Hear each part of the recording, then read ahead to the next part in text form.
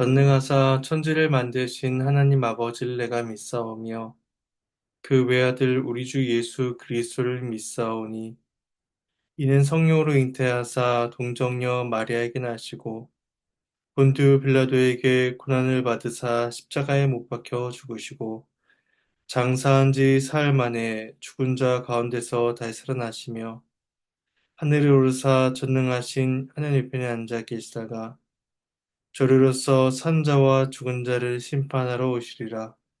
성령을 믿사오며 거룩한 공예와 성도가 서로 교통하는 것과 죄를 사해 주시는 것과 몸이 다시 사는 것과 영원히 사는 것을 믿사옵나이다. 아멘. 찬송가 96장 찬송하시겠습니다.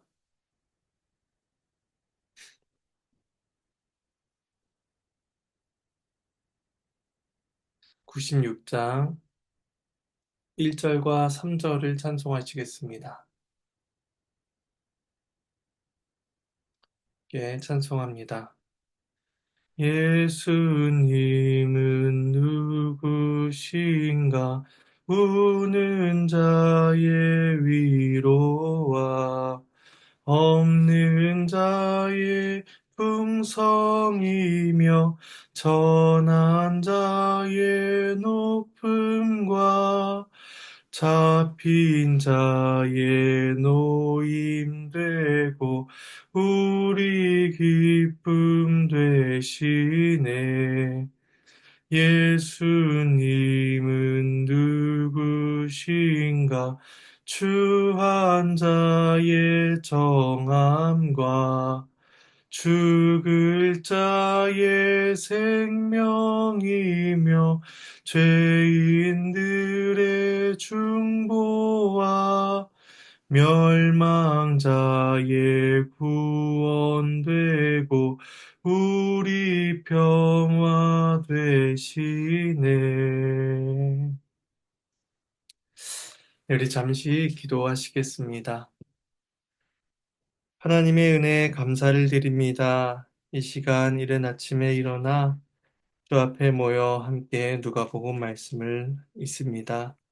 이 시간 주님의 은혜와 뜻을 구하오니 우리를 깨우쳐 주시옵소서. 우리의 주님의 뜻을 분별케 하시고 그 말씀을 우리의 삶에 적용하고 또 믿음의 유익을 얻을 수 있도록 주께서 힘과 또 은혜를 더하여 주시옵소서. 감사를 드리옵고 이 모든 말씀 예수님의 이름으로 기도합니다. 아멘. 네, 함께 보실 말씀은 누가복음 5장입니다. 누가복음 5장 12절에서 26절까지 말씀입니다. 함께 말씀을 나누겠습니다. 오늘 말씀은 예수님께서 나병 환자와 중풍병자를 고치시는 장면이 나옵니다. 공동체로부터 격리되어야 할 부정한 자, 그리고 육신의 고통만이 아니라 죄의 영향 아래 살아가는 자를 고치신 사건을 통해서 예수님만이 우리의 구원자이심을 다시 한번 보여주십니다. 먼저 12절에서 16절 말씀을 봉독하겠습니다. 예수께서 한 동네에 계실 때에 온몸에 나병 들린 사람이 있어 예수를 보고 엎드려 구하여 이르되 주여 원하시면 나를 깨끗하게 하실 수 있나이다 하니 예수께서 손을 내밀어 그에게 대시며 이르시되 내가 원하노니 깨끗함을 받으라 하신대 나병이 곧 떠나니라. 예수께서 그를 경고하시되 아무에게도 이르지 말고 가서 제사장에게 내 몸을 보이고 또 네가 깨끗하게 됨으로 인하여 모세가 명한 대로 예물을 드려 그들에게 입증하라 하셨더니 예수의 소문이 더욱 퍼짐에 수많은 무리가 말씀도 듣고 자기 병도 고침을 받고자 하여 모여오되 예수는 물러가사 한적한 곳에서 기도하시니라. 예수님께서 어떤 동네에 계셨습니다. 네, 앞서 4장 43절에서 내가 다른 동네에서도 하나님의 나라 복음을 전하여야 하리라 이렇게 말씀하셨던 것을 볼 때에 예수님께서 이 땅에 오신 그 목적에 따라 가르치시고 전파하는 일을 오늘 본문에서도 하고 계셨음을 볼 수가 있습니다. 근데 그때 나병 환자가 예수님을 찾아와 엎드려 말하길 원하시면 자신을 깨끗하게 해달라라고 간구를 합니다. 나병은 여러 가지 질병 중에서도 대표적으로 사람을 고통스럽게 하는 것이었습니다. 온몸이 썩어 문드러지는 것은 물론이거니와 그 병을 치료할 수가 없었던 것입니다. 나병에 걸린 자는 육체적으로 이처럼 고통스러웠으며 사회적으로 격리된 생활을 해야 했습니다. 하지만 이스라엘에서 나병이 고통스러운 이유는 육체적인 또 사회적인 고통 때문만이 아니었습니다. 레위기 모세율법에 의하면 나병에 걸린 사람은 제의적으로 부정하다라고 선언되었기 때문에 그는 성전 제사에 참여할 수 없었고, 그리고 이스라엘의 진영 밖으로 나가 홀로 거해야만 했습니다. 이처럼 제사에 참여하지 못하고 이스라엘 진영 밖에 거한다라는 것은 하나님의 나라와 그 나라 백성들로부터 관계가 끊어져 영적인 교류와 교통을 누리지 못한다는 것을 의미합니다. 이스라엘에게 있어서 나병은 이처럼 단순한 육체적인 질병이 아니라 하나님 앞에서의 영적인 단절, 영적인 더러움, 부정함을 보여주는 것이었습니다. 그러므로 나병에 걸린 자는 자신의 부정함을 인식하고 부정하다, 부정하다라는 말을 외치며 다른 사람들이 자신에게 다가오지 못하도록 해야 했습니다. 그런 나병 환자가 예수님 앞에 엎드려 간구를 합니다. 주여 원하시면이라고 말씀을 드리고 있는데 그는 예수님에게 권세와 능력이 있음을 믿었습니다. 사람은 자신이 원하는 모든 것을 얻을 수가 없습니다. 건강도, 재물도, 관계도 이 세상에서 어떤 것을 원한다고 해서 그 사람이 모든 것을 이룰 수는 없습니다. 그래서 구약에서 아람의 장군이었던 나아만 역시도 그는 주인 앞에서 크고 존귀한 자였고 또 큰 용사였지만 그는 자신의 나병을 고치지 못했다라는 것을 보게 됩니다. 하지만 예수님께서는 원하시는 모든 것을 이루실 수 있는 분이셨습니다. 주님 앞에 엎드린 그 나병 환자는 예수님만이 자신의 고통과 부정함을 깨끗하게 하실 수 있는 분, 원하신다면 그 원하는 바를 이룰 수 있는 분, 이러한 사실을 확신했습니다. 그래서 예수님 앞에 나아가 간구한 것이죠. 예수님께서는 그에게 손을 대시며 내가 원하노니 깨끗함을 받으라 말씀하십니다. 하나님과 이웃으로부터 단절되어 살아간 자를 하나님 예수님께서는 긍휼히 여기사 손을 내밀어 그를 만지신 것입니다. 그런 예수님의 손길에서 그는 놀랍고 따뜻한 사랑을 경험했을 것입니다. 하지만 이러한 예수님의 행동은 단순한 동정이 아니었습니다. 율법에 따르면 부정한 자와의 접촉은 접촉하는 그 사람도 부정하게 만들었습니다. 그런데 예수님께서는 그 사람을 직접 만지시며 그 부정함으로 친히 나아가고 계십니다. 그리고 그 부정함을 정결하게 바꾸십니다. 이것이 예수님께서 이 세상에 오신 목적이었습니다. 죄로 인한 부패와 부정함 가운데 있는 자들을 위해 예수님께서 이 땅에 오셨으며 또 그러한 모든 죄의 결과를 친히 담당하시기 위하여 친히 저주받은 십자가로 달려 죽으신 것입니다. 그러므로 예수님은 원하신다면 얼마든지 또 누구든지 깨끗하게 하실 수 있는 우리의 구세주였던 것입니다. 예수님께서 원하셨기 때문에 지금 우리도 주 앞에 정결케 되어 하나님 앞에 나가게 되었습니다. 예수님께서 권세와 능력으로 깨끗함을 받으라 이렇게 명하시자 그 말씀과 함께 즉시 나병이 떠나갔습니다. 절망과 고통 가운데 살아가던 자가 즉각적으로 구원을 받은 것입니다. 그래서 예수님은 이어서 이 일을 누구에게도 말하지 말라 경고하시며 다만 제사장에게 깨끗해진 몸을 보이고 예물을 드릴 것을 명하십니다.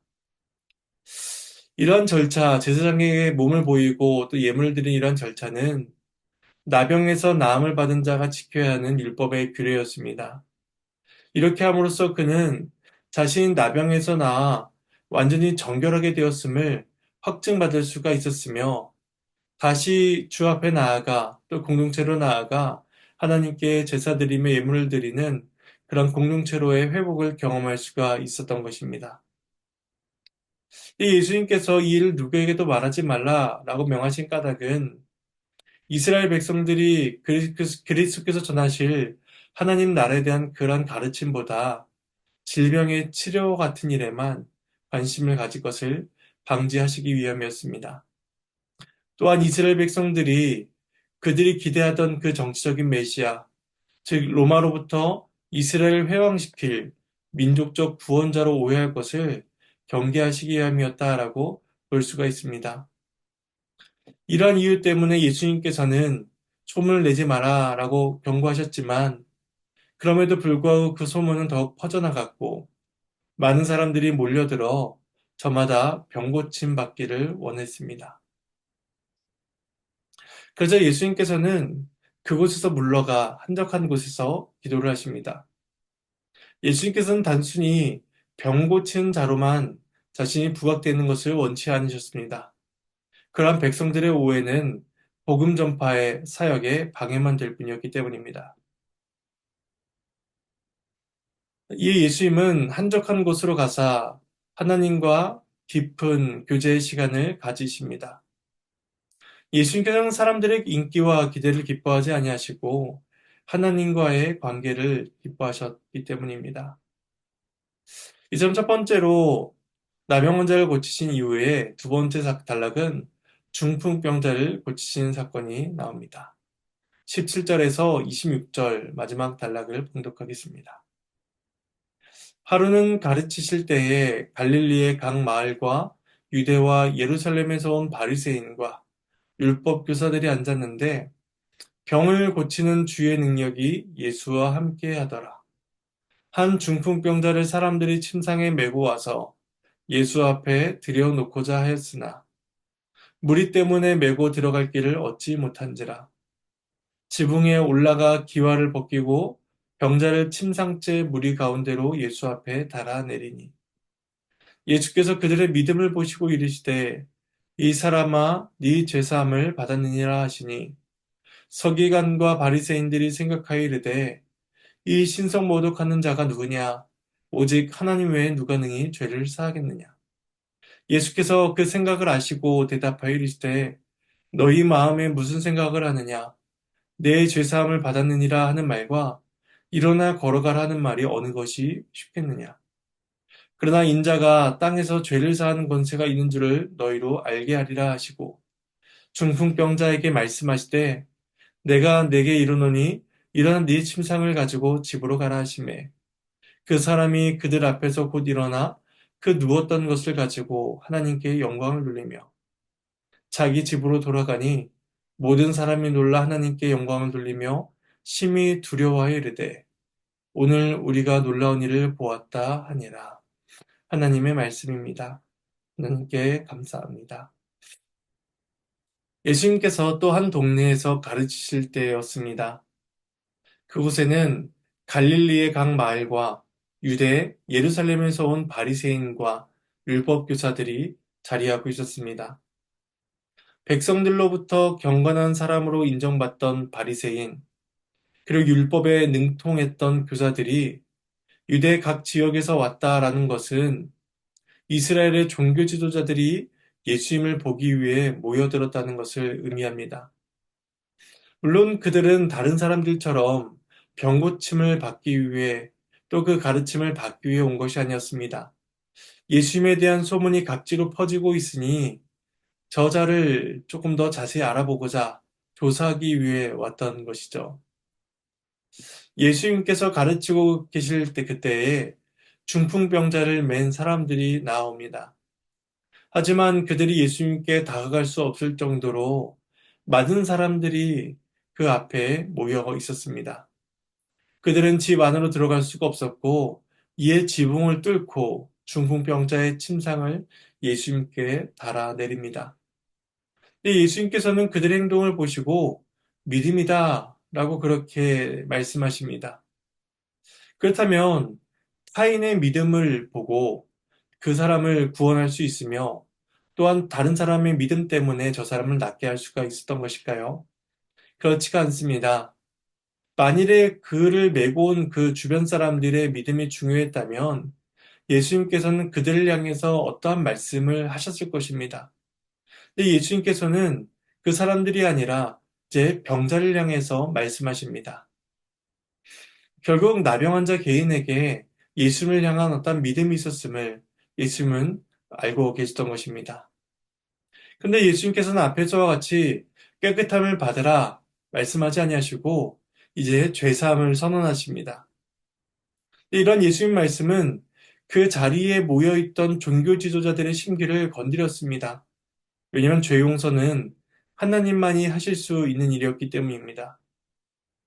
그들은 종교 지도자들은 예수님이 여러 말씀으로 가르치고 또 병을 고치는 것까지는 용납하고 보고 있었습니다. 하지만 죄 용서를 선언하시는 것을 보면서 더 이상 참을 수가 없었습니다. 그들은 율법 교사들답게 신학적인 문제를 정확하게 캐치하는 것이죠. 하지만 이들이 한 가지 알지 못한 사실이 있었는데 예수님께서는 참 하나님이시다라는 사실이었습니다. 예수님께서는 그들 안에 일어나고 있는 그러한 생각들을 아시고 이제 그들을 향해서 말씀하십니다. 죄사함을 받으라 라는 말과 일어나 걸어가라 하는 말 중에 어느 것이 쉽겠느냐 하는 것이었습니다. 물론 이 두 가지는 우리에게는 둘 다 어려운 말입니다. 우리는 죄 용서를 선언할 수도 없고 병 고침도 선언할 수가 없는 자들입니다. 그런데 죄 용서는 그 자리에서 검증할 수가 없는 말입니다. 저 사람이 죄 용서를 받았는지 아니 받았는지를 알 수가 없는 것이죠. 반면에 일어나 걸어가라 라는 말은 현장에서 즉각적으로 검증할 수가 있는 것이었습니다. 예수님께서는 예수님에게 죄사함의 권세가 있는 것을 가르쳐 주시기 위해서 이제 즉각적으로 나타날 수 있는 현상인 중풍병자에게 침상을 가지고 걸어가라는 것을 이제 말씀으로 명하십니다. 그러자 병자는 즉시 일어나 걸어가게 되죠. 이로써 예수님께서는 역시 죄 용서의 권위 역시 가지고 계시다라는 사실을 보여주고 있는 것입니다. 이로써 예수님은 하나님과 동등한 권세를 가지신 분으로서 죄인들을 용서하실 수 있는 분임을 나타내 보이십니다. 그리고 또한 병자의 침상을 들고 가게 하심으로써 예수님이 영적인 필요만이 아니라 육적인 필요까지도 채워주시는 분이심을 역시 가르쳐 주십니다. 사람들에게 들려 나왔던 병자는 침상을 들고 스스로 걸어갑니다. 저주의 상징이었던 그의 침상이 이제 하나님의 죄 용서를 보여주는 은혜의 상징으로 바뀐 것입니다. 그는 하나님께 영광을 돌리고 그것을 본 모든 사람들 역시 놀라 하나님께 영광을 돌리게 됩니다. 예수님께서는 아버지의 뜻을 위해 이 땅에 오셨으며 그 일의 결과는 하나님을 향한 영광으로 나타나는 것이었습니다. 누가복음은 이러한 사실을 잘 보여줍니다. 예수님께서 태어나셨을 때에 천사와 목자들이 하나님께 영광을 돌렸다라고 누가복음은 기록하고 있고 또 이후에 예수님께서 십자가에 못 박혀 죽으실 때에 백부장이 하나님께 영광을 올려드렸다라고 기록하고 있습니다. 결국 이 일을 통해서 예수님의 모든 생애가 하나님의 영광을 위한 것임을 그렇게 성경은 말씀하고 있습니다. 지금 우리 역시 그리스도를 통해서 하나님께 영광 올려드리는 삶을 살게 되었음을 우리는 기억해야 할 것입니다. 하나님의 나라로부터 단절되었던 자들, 또한 죄와 육신의 고통으로 인해 절망 가운데 있어야 할 자들을 그리스도께서 구원해 주셨습니다. 주께서 십자가에 못 박혀 죽으심으로 우리의 죄를 사해 주시고 부정한 자들을 정결하게 만들어 주신 것이었습니다. 따라서 우리는 우리를 위해 이 땅에 오신 그리스도를 묵상해야 할 것이며 또 그리스도께서 우리에게 베풀어 주신 그 은혜를 감사해야 할 것입니다. 그리하여 우리의 모든 인생의 삶들이 하나님께 영광과 찬송이 되어야 할 것입니다. 이러한 은혜가 저와 여러분의 삶 가운데 있기를 간절히 소망합니다. 이제 주님께서 가르쳐 주신 기도로 마치도록 하겠습니다. 하늘에 계신 우리 아버지여, 이름이 거룩히 여김을 받으시오며, 나라가 임하시오며, 뜻이 하늘에서 이루어진 것 같이 땅에서도 이루어지이다. 오늘 우리에게 일용할 양식을 주시옵고, 우리가 우리에게 죄 지은 자를 사하여 준 것 같이 우리 죄를 사하여 주시옵고, 우리를 시험에 들게 하지 마시옵고, 다만 악에서 구하시옵소서. 나라와 권세와 영광이 아버지께 영원히 있사옵나이다. 아멘.